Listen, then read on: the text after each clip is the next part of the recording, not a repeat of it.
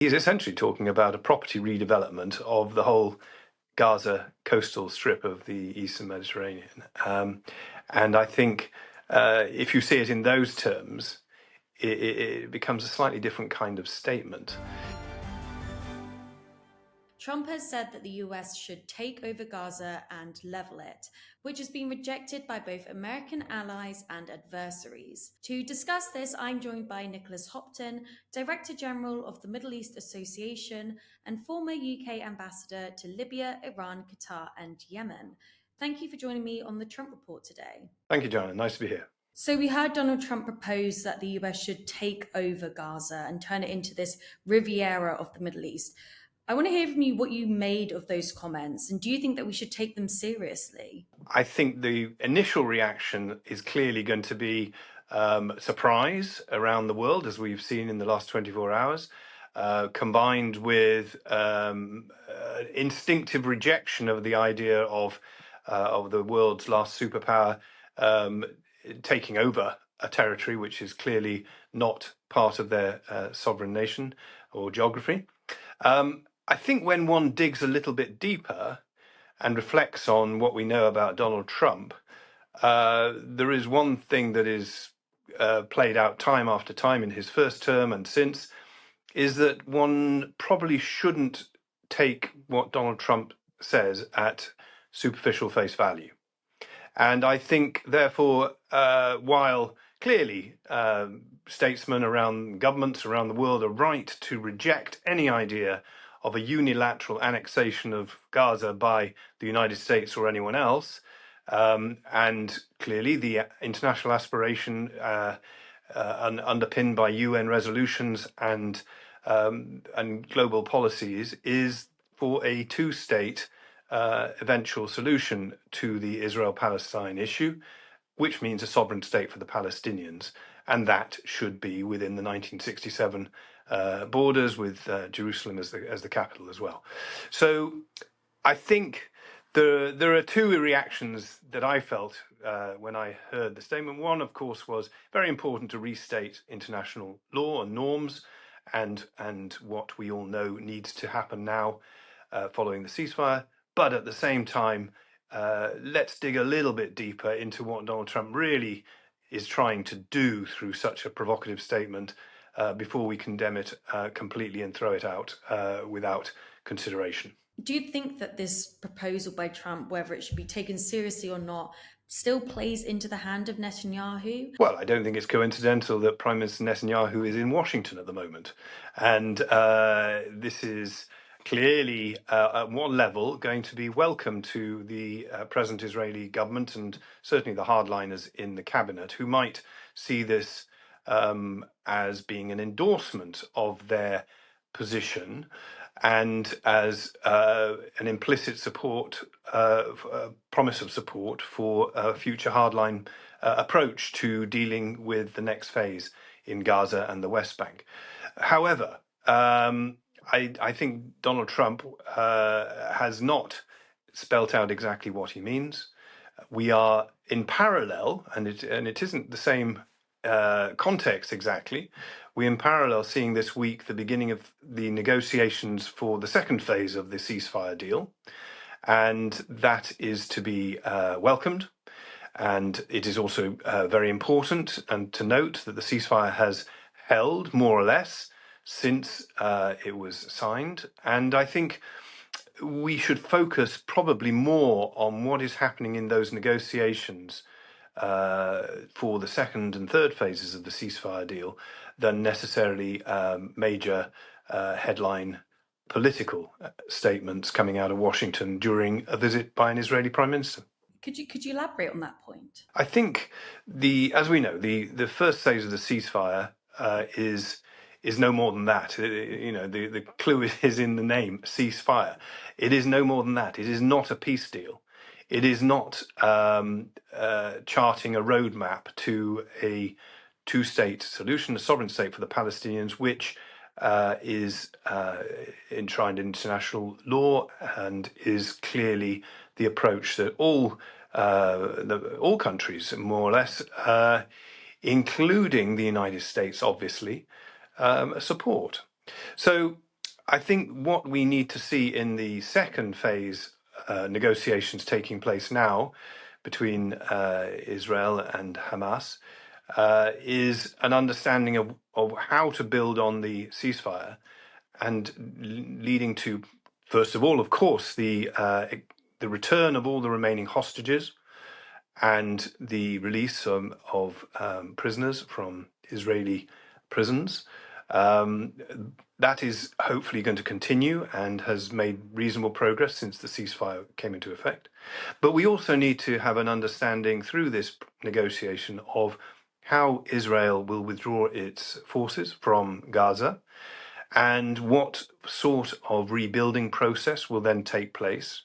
And I think that may be what Donald Trump is really talking about, rather than an annexation of a territory. And then obviously moving on into negotiations on a third phase and a long-term sustainable political solution. So I think that is where the tension should really focus, rather than on what is obviously more eye-catching, but not necessarily long-term impact from political statements in Washington. Trump's the one who's claimed to have brokered this ceasefire deal between Israel and Hamas. I mean, would he really want to risk breaking this deal by making such comments, regardless of whether he intends to act on them or not? He never shies away from being provocative. He doesn't always do what he says he's going to do. No matter how loud he might make a promise, he doesn't always follow through, certainly not in the way that people necessarily expect. We know that he is essentially a deal maker, and that he does not like conflict, particularly conflict abroad that involves America and American forces and resources. He said all these things. He's also essentially a property developer. As we all know, that's where his background wealth, a lot of it comes from. So none of those things are contradictory to what he's just said in Washington. He's essentially talking about a property redevelopment of the whole Gaza coastal strip of the Eastern Mediterranean. And I think if you see it in those terms, it becomes a slightly different kind of statement. I recently wrote an article published by RUSI, the Royal United Services Institute, which concluded that we have a moment of opportunity at the moment following the ceasefire, not just for the Palestinian issue, but across the Middle East as a whole. 2024 was a terrible year for people living in the region, very unstable. A lot of people died, a lot of civilians killed, and it was a terrible year in many ways. What it has produced, though, is a possibility of change. It's a window that won't last for a very long time, probably, but I think my conclusion of the piece I wrote for RUSI was that essentially the role that the United States, led by the new president, takes will be very important to making the most of this opportunity. And if, and it's a big if, what Donald Trump is doing by grandstanding in this way and being so provocative is actually preparing the ground, not for a US annexation of Gaza, but for some sort of bigger deal, which will bring more sustainable peace and prosperity to the region as a whole, which will benefit all of us in Europe and globally, of course, then that is to be treated in a different way than the initial reactions perhaps have been. And I think Donald Trump will be very conscious that even before taking power again, even before his inauguration, he made a very strong statement on the situation in Gaza and made very clear that to all the parties, it wasn't just to Hamas, it was a message also to the Israeli government that the fighting must stop and there must be a ceasefire before he took power. And he sent his envoy, who was not afraid to break eggs, including impinging, I understand, on Prime Minister Netanyahu's Shabbat, and insisting on talking about what was happening next. And that led to the ceasefire. Now, it wasn't the only factor that led to the ceasefire. Joe Biden also, rightly, I'm sure, and his administration claim a lot of the credit for it. But certainly Donald Trump will have taken the message for himself, I imagine, from that by drawing lines in the sand which seem exaggerated and impossible and illegal even, he can actually perhaps achieve something short of that, different from that, but which is a step towards a bigger deal and lasting peace. When we look at that shock and awe approach that Trump's been taking recently in his first few weeks in office, and we've seen many people who say that, we can't take these comments seriously that Trump is saying about Gaza. How do you think that plays into Trump's reputation on an international platform? If he's making these statements, but then isn't acting on them, don't you think that kind of hinders and weakens his position as, this deal maker, this businessman? Well, I think there's a difference between taking comments seriously and taking them literally. I think we should take Donald Trump very seriously, but not literally. He is setting out a sort of vision, and I've been heartened by the array of comments across the British political spectrum from both the main parties, clearly making the UK's attachment to the respect for international law and the two-state solution very clear, but at the same time recognising that there are different ways of achieving the necessary solution. So I think while we're taking him seriously, and recognizing that if there is to be a lasting, sustainable solution, then the US has to lead it, has to help set out the vision and drive it. Donald Trump is probably the only Western leader who can actually, if not control, but at least strongly influence Prime Minister Netanyahu's actions and the actions of the present Israeli government. We have to respect that and try and work with it. And the UK, of course, is uniquely well positioned to do that. And ensure that the approach taken does respect international law and the current realities, makes things better, not worse, but recognizing also that it will take something that different from what has happened before, which is visionary political leadership, real personal engagement by the US president, and a rallying of allies, because one country can't do this on their own. I mean, the practicalities of what Trump is suggesting doesn't seem feasible or in line with his political stance. It's not the American first. It could potentially require American troops in Gaza for over a decade. It would increase US foreign aid spending, which is what a lot of his voters didn't want to happen. As I said, if you one of the reasons you can't take what President Trump said literally at this stage is because his statement begged more questions than gave any answers. And for a president who wants to reduce US military involvement in the Middle East and in conflicts abroad, seems to me unlikely that he would commit US forces on the ground in Gaza in any significant way beyond the handful there already helping with their defenses. I think likewise, in terms of resource, Donald Trump will not want to have to sign off a budget or go to Congress with a budget proposal which vastly increases US financial liability in an unstable region like that.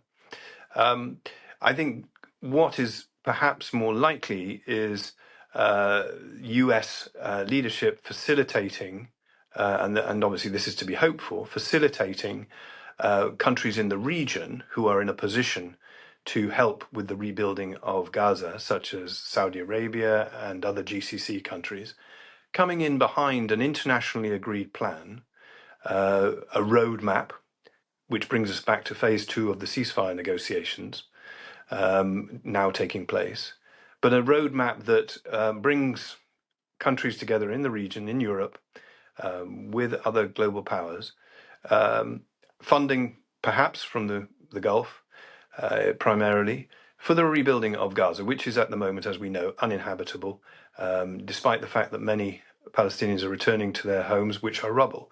Life is not sustainable there in the present shape.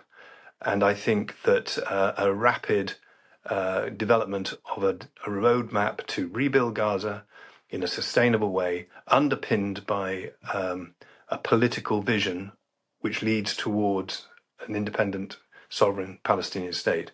That is where we need to get to. Now, Donald Trump's statement yesterday didn't seem to point obviously in that direction, but perhaps it's a step. Perhaps it's an idea to get people talking and thinking about what is really needed. One would hope so. At this stage, it seems too early to say the US president is completely to be ignored. So we saw that Saudi Arabia, they rejected Trump's proposal. And we also know that Trump and Netanyahu want to get some sort of normalization deal with Israel and Saudi Arabia. Now, Sky News, they're suggesting that Trump's comments that he made could be some sort of artificial problem to give the sides the spectre of something to climb down from, to push towards that normalization deal. What do you make of that sort of suggestion? It's an interesting idea. I haven't seen the Sky News report you're talking about, so I can't really comment directly on it. But I think it would be perhaps consistent with the idea that what Donald Trump is doing is kind of groundwork towards proper negotiations and setting out a proper vision based on a roadmap which the parties are negotiating at the moment. And of course, the US is a key mediator in those negotiations, key facilitator along with Qatar and the Egyptians. So I think the Saudi response to the idea of the US, quote, taking over Gaza is absolutely to be expected, as in other countries have all reacted in a similar way, rejecting that particular idea. But Saudi Arabia will be very conscious that to move forward on this needs strong US involvement and vision and leadership, which has buy-in from the international community. Whether Saudi Arabia is ready for normalization with Israel, I think is a slightly separate question. They were certainly edging towards that before October the 7th, 2023. And I think something significant happened in December of last year when Mohammed bin Salman, the Crown Prince of Saudi Arabia, convened all the Islamic and Arabic countries in Riyadh for a conference where they set out a joint demand that there had to now be a two-state outcome, a state for the Palestinians. And that was a very clear articulation by Saudi Arabia, possibly more clear than we've seen before, of the need for that. So I think Saudi Arabia will be a major player in what comes next. I don't think they necessarily would want to produce another Abraham Accord, which involved them. That's not necessarily where Saudi Arabia would want to go with this. But certainly they will, for their own national interests and development of their own economy, the Vision 2030, which Mohammed bin Salman is very attached to and has set out as his primary objective at the moment, to realize that he knows that he needs security and peace across the region, including in Palestine, and that therefore would be part of the Saudi objectives. But whether that leads then to an Abraham Accord or some other normalization agreement, that's another step. We saw that Egypt and Jordan have already rejected the idea of relocating these Palestinians from Gaza. But there are some regional reports that allegedly Gulf leaders could disabuse Trump of this plan, which could potentially destabilize these American allies in the region. What do you make of these reports and their credibility? Well, I'm not at all surprised that Jordan and Egypt, both of which have already given great assistance to the Palestinian people and refugees. Jordan, of course, offers refuge to hundreds of thousands of Palestinian refugees. I'm not at all surprised that they have rejected any idea that they should take in 1.8 million Palestinians in Gaza at this point. Not just because of what they would be importing into their own country, and they both have economic challenges, to say the least, already domestically, but also because of the political implications that if there were to be a permanent exodus of Palestinians from Gaza, and the West Bank perhaps as well, then of course that creates a void. And maybe Donald Trump thinks that's necessary in order to clear any unused munitions, explosives, and rebuild Gaza. But the reality is, of course, voids get filled, and the idea that that the Palestinians would not be in their territory is not going to be acceptable, particularly to the neighbouring Arab nations. Again, we've heard from the UK ministers, France, Australia, New Zealand have also rejected these comments by Trump, regardless of Trump's intentions there. If he continues with that line of narrative that he's going along, how do you see that impacting the US's relations with his allies? Well, I think the United Arab Emirates, as well as Saudi Arabia and other countries in the region, have also rejected what President Trump has said yesterday. But equally, they have said, both the Emiratis and the Saudis, I believe, that that won't affect their relations with Washington. Now, I think the same applies to the Western countries you've talked about, particularly our own, the United Kingdom. We are, in many ways, the United States' closest ally. And allies, friends, brothers, if you like, sisters, they argue, they disagree on things, but they still remain in that very, very close bonded relationship. And I think that's what will be the case. So I personally, I'd be surprised if Donald Trump develops his Club Med on Sea version of Gaza into a coherent or semi-coherent plan, given the rejection so far, but also within the United States system, of course, there are very many experienced players who will understand that that is just simply not viable in the simplest terms. So I suspect we may see further statements from the president in due course, variations on the same maybe, but I would hope, and I think allies such as the British government will be advising the president if he's making these kind of provocative statements, which may serve a process in a negotiation and a bigger deal being gradually put together for the benefit of the Palestinians and the Israelis and the region as a whole. But if he's going to continue doing that, then it's not very helpful to be continually in opposition to close allies in that way. But again, we've seen that happen before during his first term. Donald Trump is not afraid to break a lot of eggs to create an omelette, and one just hopes that you end up with an omelette rather than a lot of broken eggs on the floor. Well, I think that's quite a good analogy to end on. Nicholas Hopton, thank you for joining me on the Trump Report today. Thank you for the invitation. Nice to talk.